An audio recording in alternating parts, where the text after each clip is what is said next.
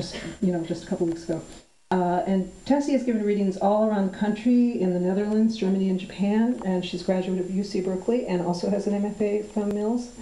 And this is a funny sentence. Born in Oakland, California, where she has been a resident since 1979, she's actually now the secretary of Penn Oakland, and she actually ran for school board in Oakland and received 10% of the votes. So has a future in politics, I think. So I'm very happy to have her. Tessie read.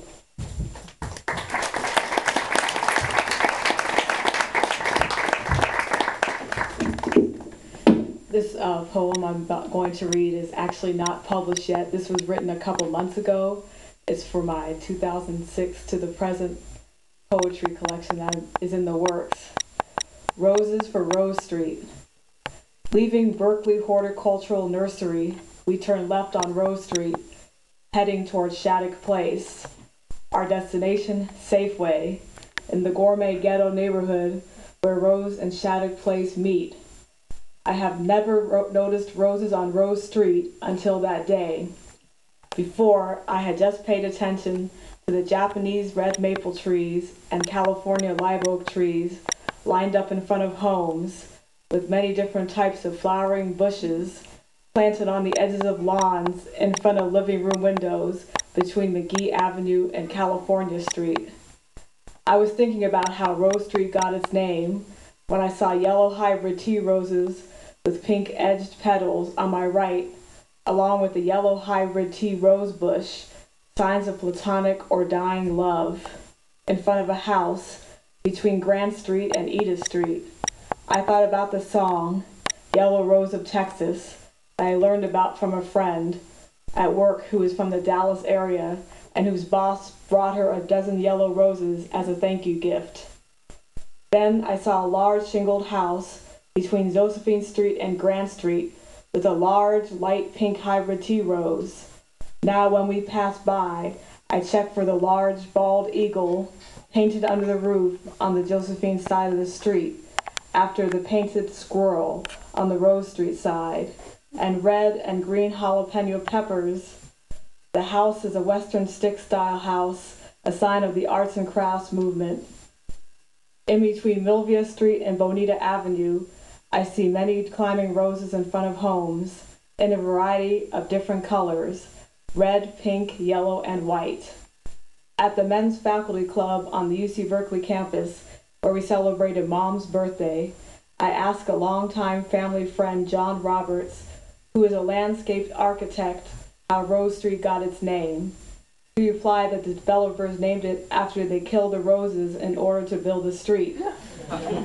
It seems as if the Rose Street residents from Sacramento Street to Henry Street are making up for all the roses that were killed so they can live in beautiful homes beside this busy Berkeley thoroughfare. And not only am I a big fan of plants, but I'm also a big fan of animals too.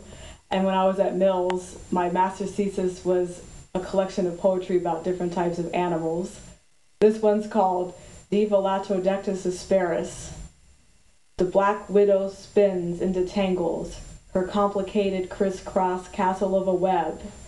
Her shiny black 1-inch body, distinguished by a red hourglass-shaped insignia, glowing on her belly in the Arizona desert night. Waiting for beetles and cockroaches, instead she attracts a male black widow, half her sized, marked with red dots along his back, who crawls into her silky nest. He begins to dance, his desire to mate. She falls for his display. 10 seconds later, she pounces on him, snapping off one of his legs with the rush. As she gnaws on his delicacy, he struggles to hobble away on his remaining 7 legs, but she jumps him again. She consumes him after sucking his bodily fluid out, puncturing him and injecting a toxin 15 times more deadly than a prairie rattlesnake.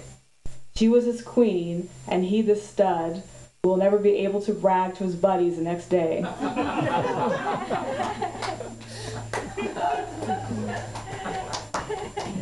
The last poem I'm going to read is actually a real-life tale. on the old Santa Fe Trail. It is a cold, dry day in mid-December in Santa Fe, New Mexico. Dad, Mom, and I drive in our rented indigo blue Buick Century down old Santa Fe Trail. Our destination, the Museum of Indian Arts and Cultures, sits at the end of the trail. I look out the right side window at the desert, the Sangre de Cristo Mountains in the background.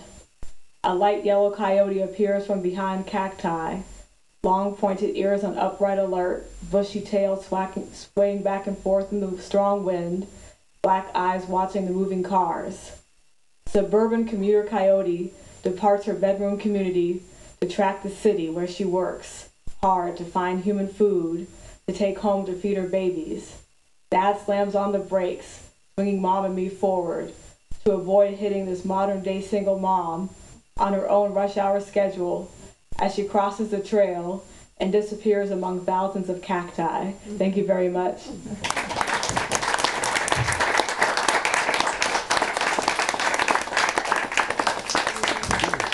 Thanks, Tennessee. That was super great.